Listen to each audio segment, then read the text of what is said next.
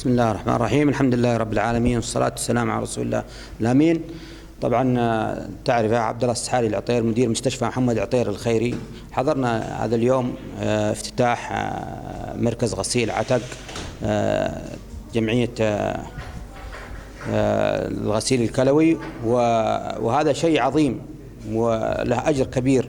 ونحن عندنا في نفس المستشفى مركز ما يعانون الناس في هذه المحافظات، أصل محافظة شبوة، محافظة المجاورة لها، وهذا سيخدم فئة كبيرة من المجتمع.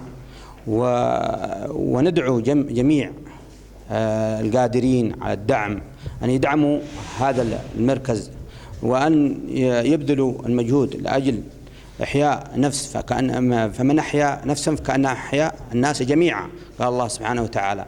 وهذا شيء عظيم وأجر كبير.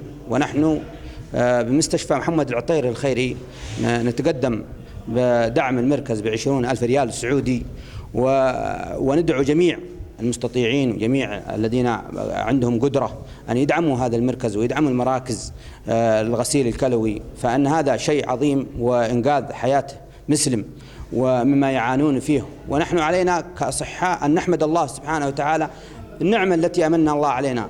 الحمد لله، لا نحتاج إلى جلسات ولا نحتاج إلى ذا، فعلينا أن نتبرع جميعا بما قدر استطاعة كل إنسان بقدر استطاعته، وأن يكون له أن يحتسبها أمام الله سبحانه وتعالى. وشكرا، والسلام عليكم ورحمة الله.